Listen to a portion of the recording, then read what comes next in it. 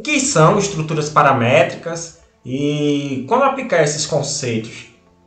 Bom, a gente vai aplicar esses conceitos de estruturas paramétricas sempre que a gente encontrar padrões construtivos muito comuns, como a gente viu aí no nosso transportador de correia, que a gente tem a parte treliçada tridimensional, tem a questão das colunas, das torres, das passarelas, da vetorização dos perfis em relação ao plano tangente. Sempre que o nosso projeto também for ter uma replicação, tá, desse projeto, e considerando que essa replicação vai trazer parâmetros de entradas comuns, como distância entre eixos, tamanho dos contraventos, espaço dos perfis de suporte da passarela.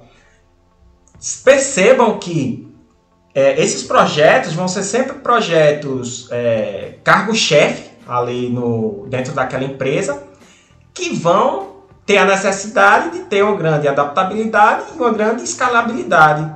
Porque a intenção aqui é a gente reduzir tempo na manipulação manual do modelo e tratar as questões que podem ser processadas a partir de uma lógica, deixar esse trabalho para a máquina e a gente se preocupar mais com a questão da finalização, né, desse modelo, da geração dos desenhos.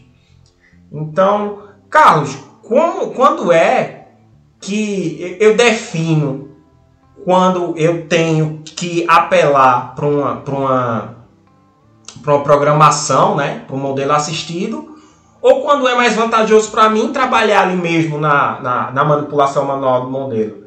Veja, sempre que você tiver projetos onde as especificidades daquele projeto vão gerar muitos detalhes típicos daquele tipo de modelo, não seria ideal trabalhar com Dynamo, porque você vai perder bastante tempo fazendo o seu modelo na programação para uma coisa que você só vai usar uma vez, tá? E quando é que a gente vai para o outro lado da história, né? Quando é que o Dynamo ele é interessante de aplicação? Quando a gente realmente vai fazer bastante processos repetitivos no nosso modelo. É importante ressaltar aqui que para você ter bons resultados com Dynamo, você vai precisar de uma pessoa qualificada, né? Uma pessoa que conheça tanto de programação, quanto do software do Dynamo, quanto da parte a parte de projeto em si, né? Você vai ter que conhecer bastante aí os conceitos de vetor, você vai ter que conhecer bastante os conceitos de objeto no Advanced Steel, você vai ter que conhecer bastante como os processos de automação dentro do Advanced Steel e como fazer esses processos serem acelerados, né, a partir da nossa programação. Assim, levando em consideração que a gente concluiu que o nosso transportador de correia ele é um bom candidato para o Dynamo, a gente vai fazer algumas considerações, tá? E algumas simplificações para esse projeto, porque ele é um projeto muito complexo, que envolve muitas variáveis, e a minha intenção aqui é trazer o conceito básico, tá, do Dynamo, qual foi a aplicação que eu usei nele para a gente conseguir apresentar a força que esse software tem. Bom, a gente vai ver aí que com o Dynamo a gente vai conseguir criar as colunas e treliças a partir apenas de pontos topográficos, tá? A nossa única entrada do modelo vai ser o ponto topográfico e todo o resto vai ser advindo do software. A gente vai ter aí a definição dos parâmetros geométricos de construção, ou seja, a escalabilidade do projeto. Aquela empresa é especializada em transportadores de correia, mas para uma obra ele precisou fazer um transportador de correia que tinha ali a sua distância entre eixos de 2 metros, mas para outra ele precisa de uma que tem 1,4. O nosso programa ele tem que ser capaz de lidar com isso. Ele tem que ser capaz também de lidar com diversos tipos de pontos topográficos, né? Considerando aí que esses pontos topográficos têm que ele tem uma linearização, né? A gente não vai ter grandes surtos de pontos topográficos muito altos ou muito baixos próximos um do outro. O nosso projeto vai ter que lidar também aí com tipos de contraventos horizontais, tá? Por exemplo, digamos que o meu projeto atual ele trabalha com uma distância onde o comprimento da minha cantoneira lá de contravento ela pode ser inteira de uma ponta à outra das juntas, mas de repente a gente pode ter uma distância onde a gente precise cruzar essas cantoneiras, onde a gente precise seccionar essas cantoneiras para ligar elas por chapas ali no meio, fazendo um X, né?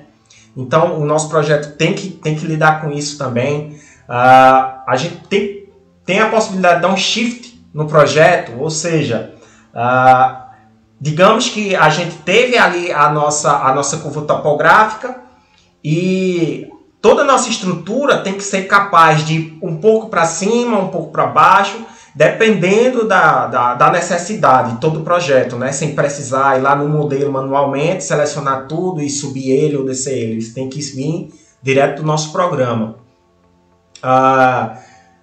E o ajuste da profundidade das bases civis, porque a nossa linearização dos pontos topográficos pode não ser muito boa. Então pode ser que aconteça que a gente ache necessário que as nossas bases civis estejam um pouco mais para cima ou um pouco mais para baixo. Então o nosso programa vai ter que lidar com isso também. Como esse projeto ele vai variar as dimensões da nossa estrutura, esse nosso programa tem que ser capaz de definir novos perfis, ele tem que ser capaz de definir novos materiais, e ele tem que ser capaz de definir também atributos de usuários a esses objetos da Advanced Steel, para que a gente consiga criar filtros lá dentro para agilizar o nosso processo de criação de desenhos automáticos, não é? Dentro do modelo. O nosso programa também tem que ser capaz de projetar os nossos perfis nas orientações tangentes, e as direções dessas peças também tem que ser as últimas que a gente espera, para a gente não ter que estar girando lá a nossa cantoneira, como a gente viu no nosso vídeo da manipulação manual do modelo. E aí eu tive que desconsiderar algumas coisas aqui nesse primeiro momento, tá? Para a gente conseguir apresentar alguns resultados rápidos aí, para compartilhar e a gente ver qual é o potencial do software. Então, o treliçamento das torres eu desconsiderei, ou seja, a gente vai trabalhar apenas com colunas ali, realmente pontos topográficos.